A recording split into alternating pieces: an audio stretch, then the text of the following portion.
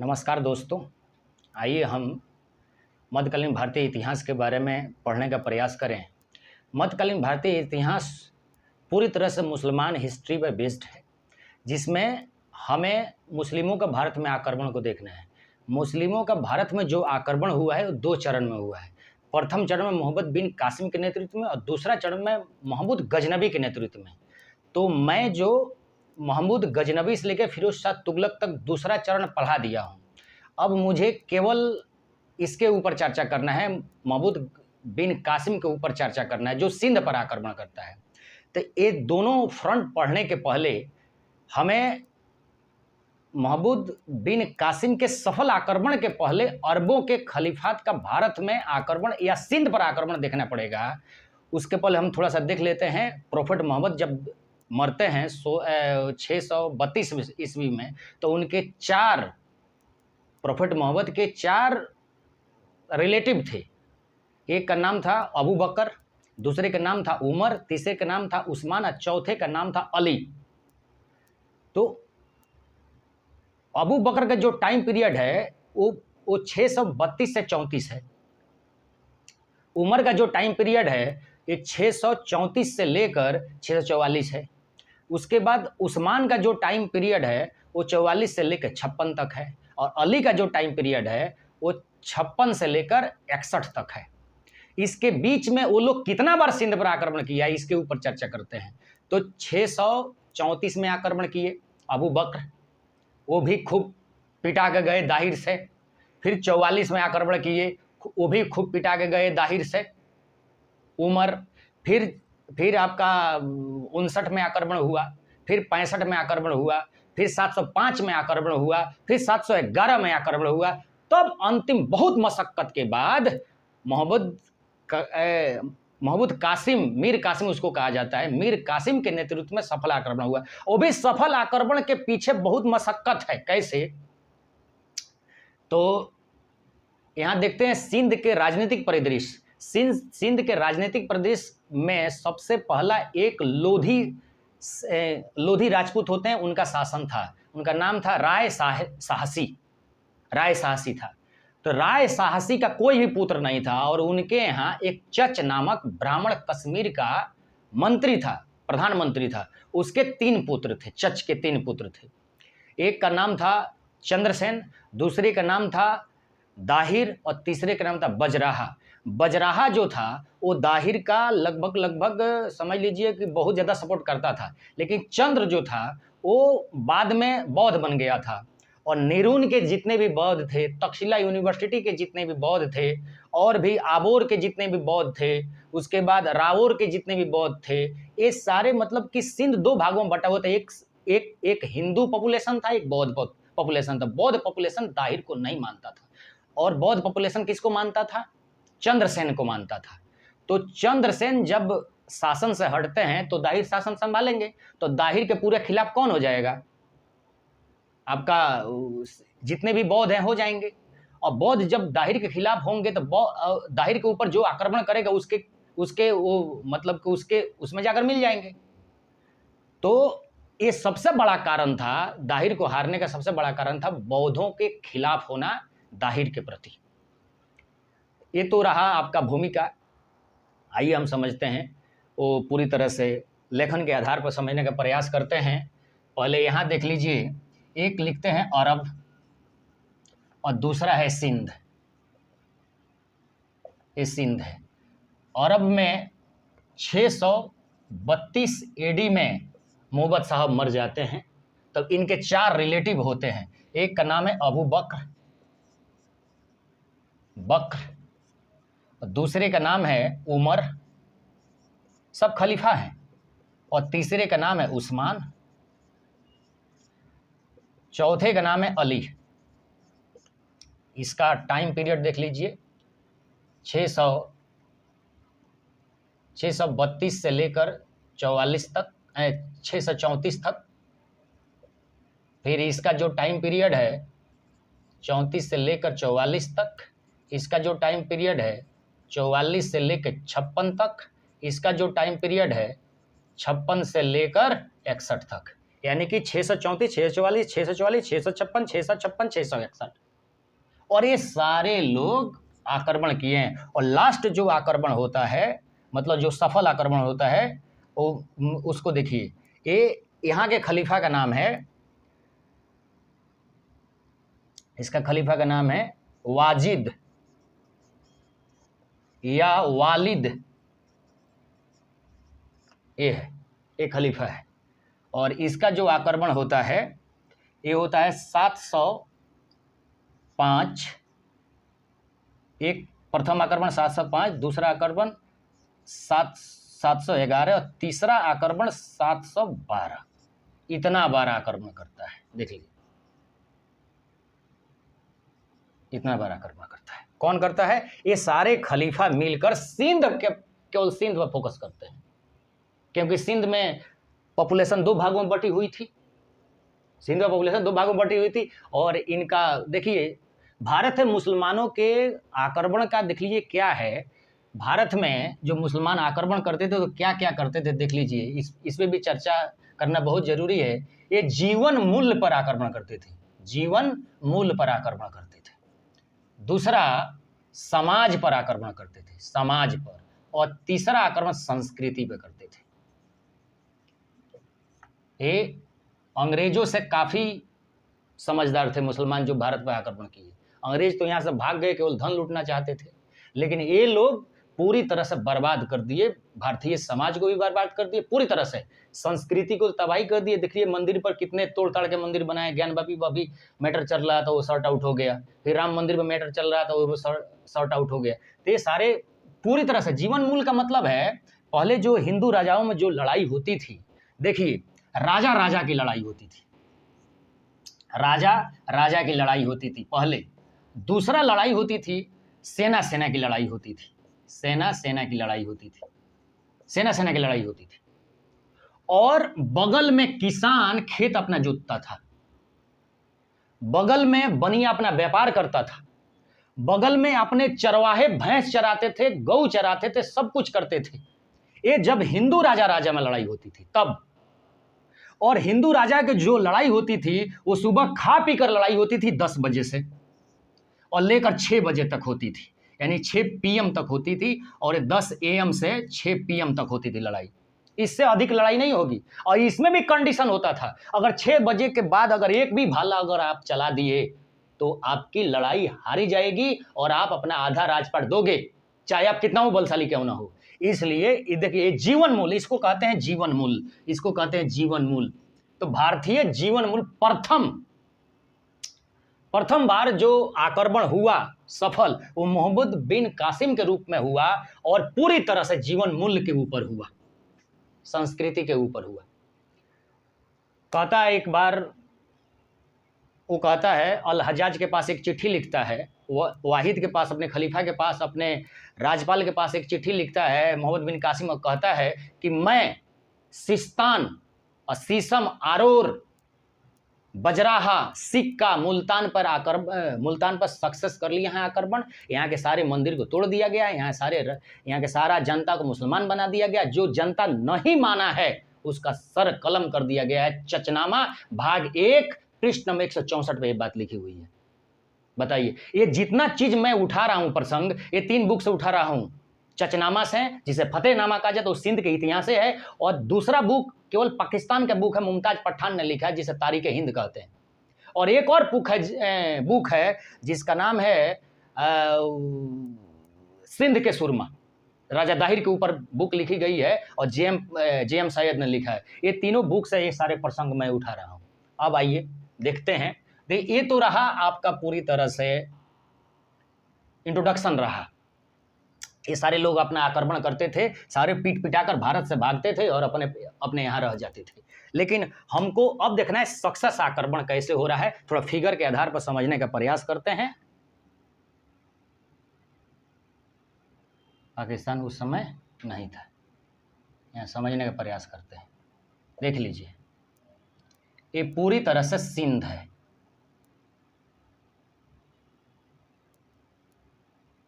ये पूरी तरह से सिंध है। ये क्या है? पूरी तरह से सिंध है।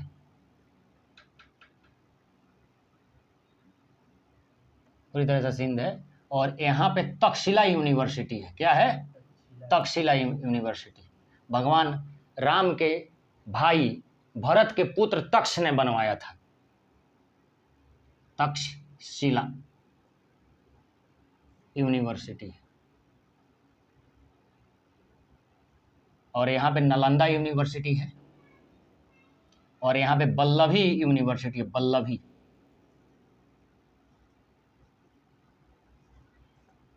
नालंदा है, नालंदा यूनिवर्सिटी, वल्लभी यूनिवर्सिटी है, तक्षशिला है। राजा दाहिर जो था ना, वो नालंदा यूनिवर्सिटी में पढ़ा था। और जो चंद्रसेन था वो तक्षशिला यूनिवर्सिटी में पढ़ा था। ये भी याद रखिएगा। अब यहाँ पे ये समझने का प्रयास करते हैं कि ये देखिए, ये देवल है। कितने स्टेट थे उस समय सिंध में, राजा दाहिर के कितने स्टेट थे, ये समझने का प्रयास करते हैं। यहाँ देखिए, ये सब पानी है, अरब सागर है, ये सारे अरब सागर हैं, अरब सागर। यहाँ देखिए, यहाँ फिगर नहीं बनाते हैं, यहाँ हम लिख लेते हैं, एक मिस्र लिख लेते हैं, ठीक है ना।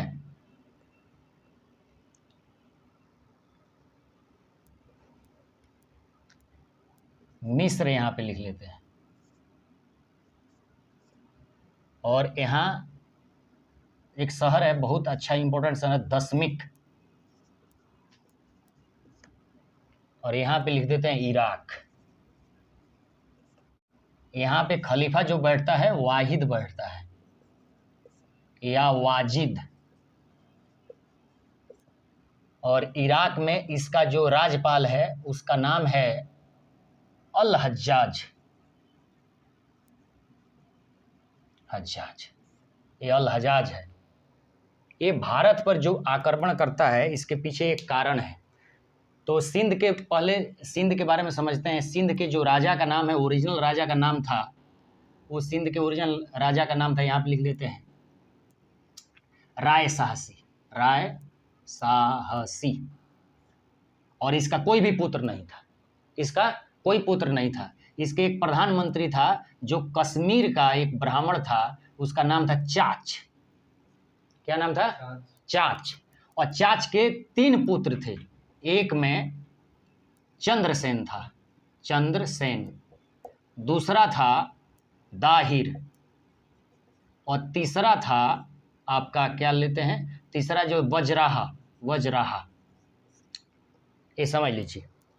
वज्राहा वल्लभी यूनिवर्सिटी में पढ़ता था, दाहिर नालंदा यूनिवर्सिटी में पढ़ता था, और चंद्रसेन तक्षशिला यूनिवर्सिटी में पढ़ता था।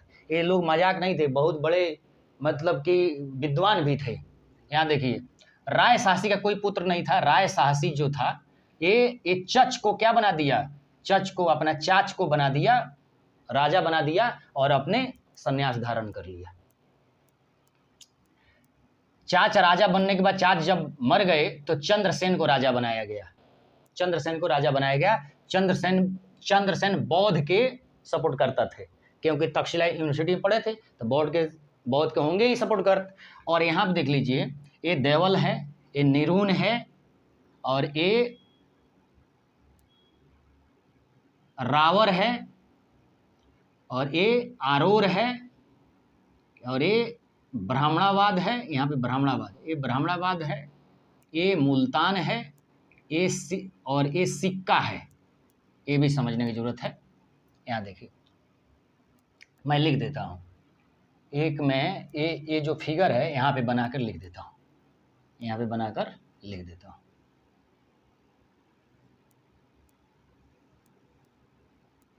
मुल्तान, निरून, ब्राह्मणा, इसका नाम है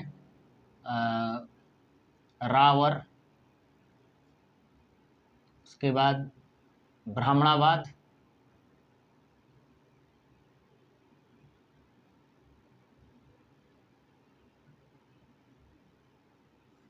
और दूसरा है सिक्का,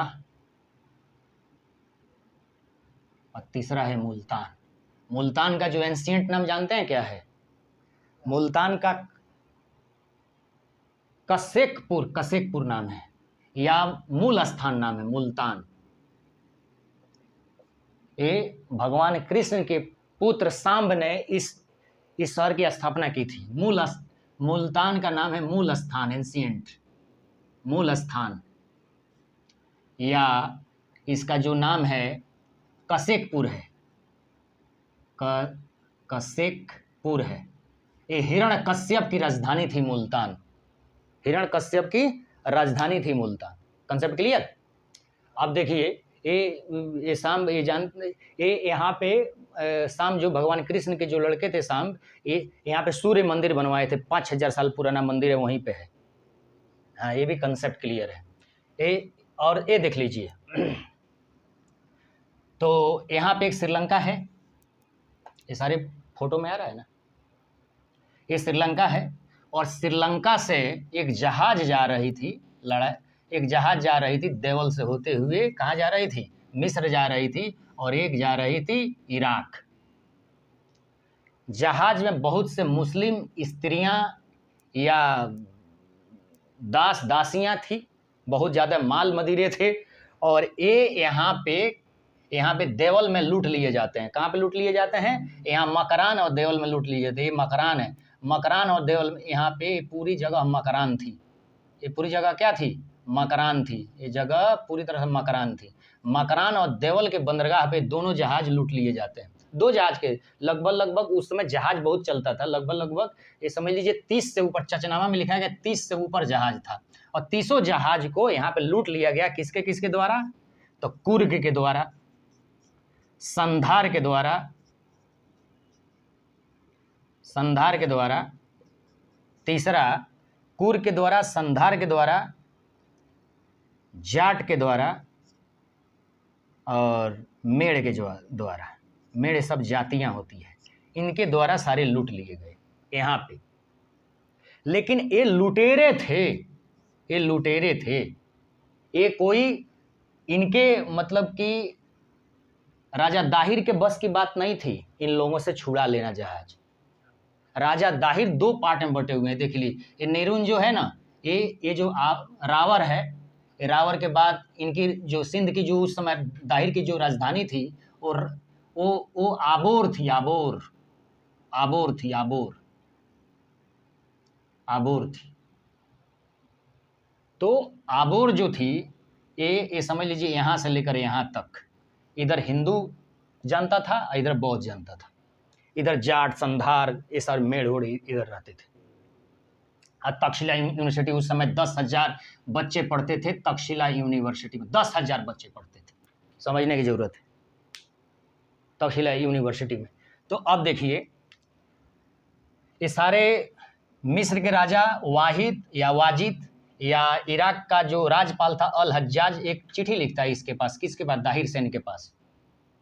दाहिर जब राजा बन चुका है, अब चंद्रसेन मर चुके हैं, चंद्रसेन सपोर्ट करता उसके थे, क्या चीज़ के? बौद्धों के।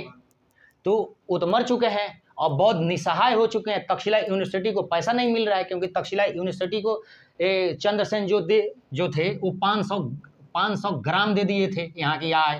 तक्षशिला यूनिवर्सिटी बहुत मजा करती थी, सब पैसे भ्रष्टाचारी होता था, बच्चे कम पढ़ते थे, 10,000 बच्चे पढ़ते थे, और उसमें केवल बौद्ध के पाठ ही पढ़ाया जाता था। उस समय जिस समय की बात हो रही है, उसके पहले इसमें 7 सब्जेक्ट पढ़ाए जाते थे। हिंदुओं को वेद वेदांग भी पढ़ाया जाता था, है। अब क्या हुआ, केवल बौद्धिक पढ़ाई होती थी, जिसकी वजह से दाहिर गुस्साया हुआ था, और तक्षशिला यूनिवर्सिटी का जो 500 ग्राम था वो बंद कर दिया था आय। जिस तरह आजकल बाबा उत्तर प्रदेश में सर्वे करवा रहे हैं, बात समझ में आ रहा है ना? तो उत्तर प्रदेश सर्वे उसी तरह ये बंद कर दिया था। बाबा के पक्ष में तो कोई मुस्लिम वोट नहीं देता है। उसी तरह से जिस तरह इसका मैटर है, उसी तरह उस समय का मैटर था। बात समझ में आई? तो अब क्या हुआ कि ये चिट्ठी लिखा, और यहाँ पे जो दाहिर थे, दाहिर बोले कि नहीं, हम भैया जहाज के बारे में नहीं जानते, वो हमारे भी जहाज लूट लेते हैं। तो यहाँ का अल हज्जाज बोला, यहाँ पे चिट्ठी लिखा, अल हज्जाज इनको बताया कि छोड़ दीजिए ना, हम इनको हरा कर ले लेते हैं जहाज। वाहिद को बोला, खलीफा को बोला, छोड़ दीजिए, हम इनको हरा कर ले लेते हैं जहाज, और उसका जितना भी माल थे। और ये जितने भी जाट, कुर्क, संधार सब हिंदू थे, और बौद्ध भी थे इसमें। ये जितने भी लोगों को लूटे थे वो सारे धन तो रख लिए थे, लेकिन जो लड़कियां थी, जो दास दासियां तो फिर श्रीलंका बैठा दिए थे, श्रीलंका भेज दिए थे। हिंदुओं में ऐसा कहीं कंसेप्ट नहीं है कि दूसरे को, लड़की को जबरदस्ती रखना, इज्जत हो जाता है। हिंदुओं में काफी इज्जत होती है कि नहीं? तो ये सारे कंसेप्ट होता था। अब देखिए क्या हुआ कि इसने इसके बिना बताए, इससे पुरस्कार लेने के लिए इसको बिना बताए अल हज्जाज 2 प्रकार के सेना भेजता है, एक जल सेना और एक थल सेना। किसको हराने के लिए? दाहिर सेन को हराने के लिए। दाहिर ब्राह्मण थे, लेकिन बाद में वो लोधी राजपूत बन गए थे। लोधी राजपूत बन गए थे, राजपूत बन गए थे, क्योंकि देश का जो रक्षा कर रहा है वो राजपूत कहलाएगा। हिंदुओं में तो कोई कास्टे नहीं होता है। जो देश की रक्षा करेगा वो राजपूत कहलाएगा, यानी कि जो देश का छत्र करेगा वो क्षत्रिय कहलाएगा। और हमारी क्षत्रिय कॉन्सेप्ट को, उपाधि को हुरणों ने, शकों ने छत्र बनाना प्रारंभ कर दिया था। वो देश में छत्र राजपूत होते थे, जो आए थे, शक आए थे भारत में, जो आक्रमण किए थे, शक कुषाण, ये सब छत्र बन गए थे। क्या बन गए थे? छत्र। छत्र की उपाधि धारण करते थे भारत के। तो ये जितने छत्र का काम करोगे तो क्षत्रिय कहलाओगे। जैसे आपका मान लीजिए ये शेड्यूल कास्ट थे, चंद्रगुप्त भी शेड्यूल कास्ट था, उसके बाद लगभग शिवाजी भी शेड्यूल कास्ट थे कि नहीं थे? और बाद में क्या बने? देश की छत्र कर रहा है, देश की सेवा कर रहा है, राजपूत बन गया। अब देखिए क्या हुआ। अब इसमें क्या हुआ कि 10वीं का खलीफा बैठता है। खलीफा से बिना पूछे अल हज्जाज अपना सेना, एक जल सेना भेजता है और एक थल सेना भेजता है। थल सेना अब्दुल्लाह के नेतृत्व में भेजता है, अब्दुल्लाह के नेतृत्व में भेजता है। और जल सेना का जो सेनापति था उसका नाम था, एक तो थल सेना अब्दुल्ला और एक था, उसका नाम याद अभी नहीं आ रहा है, मैं बता दे रहा हूँ, बुदैल था। चचनामा पढ़ा हूँ ना मैं, तो बुदैल था। तो अब्दुल्ला और बुदैल, ये दोनों आकर सिंध पर आक्रमण कर दे रहे हैं और यहाँ के लोगों को अभी फोड़ नहीं रहे हैं, सीधा आकर जंप मार दे रहे हैं आक्रमण करने में। अब क्या हुआ? राजा दाहिर को मूली गाजर की तरह काट डाला। मूली गाजर के केवल 10,000 सेना आया था, ये समझ लीजिए, और केवल 2 सेना ही बच के भागा है, और वो भी लेखक भागे हैं, लेखक।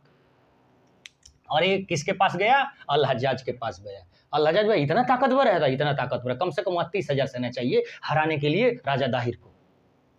और हम बता देते हैं कैसे दाहिर हारेगा, वो ये सब बताए, ये जो लेखक थे ये बताए कि वो हारेगा कि वहां से जितने भी बौद्ध हैं, कुर्ग है, संधार है, जाट है, ये सबको अपने पक्ष मिला लो, सबको दिनार बांटकर, और तक्षशिला यूनिवर्सिटी के छात्रों के दिनार बांटकर सब पत्थर भाले चलाएंगे। तो ये तो बात समझ में आ गई। अब देखिए अब में लड़ाई होगा। और ये जो आक्रमण हुआ था, ये जो आक्रमण 711 में हुआ था, 711 में मूली गाजर की तरह दाहिर इनको मार कर भेजा। अब सफल आक्रमण कैसे होता है तो समझने के प्रयास कीजिए। सफल आक्रमण में ही मजा आएगा। ये हटा दें, थैंक यू। अब देखिए सफल आक्रमण में ही मजा आता है। देखिए कैसे सफल आक्रमण होता है। ये देखिए इराक है, अल हज्जाज है,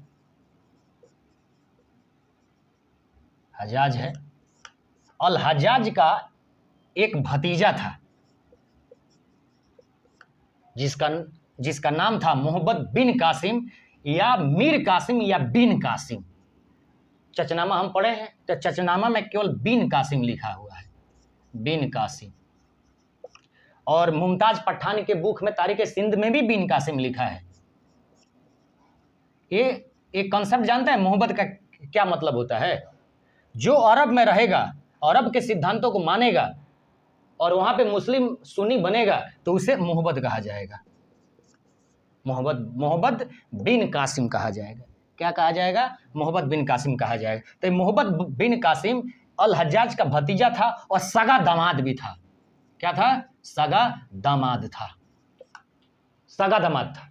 अब ये क्या किया कि ये अल हज्जाज ये वाहिद वाजिद के हरम में इसको भेजा था। क्या चीज के रूप में?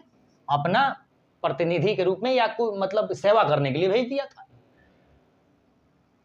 तो ये मिस्र का जो राजा था, मिस्र का जो खलीफा था, इसके ये 17 साल का लौंडा था। इस 17 साल के लड़के को एक सेनापति बनाकर 10,000 सेना पैदल रखता है, ठीक है, जो पैदल लड़ाई करेगी। अब देख लीजिए 30,000 सेना बनाना है किसी तरह। देखिए 6,000 घुड़सवार सेना, 6,000 अरबी घुड़सवार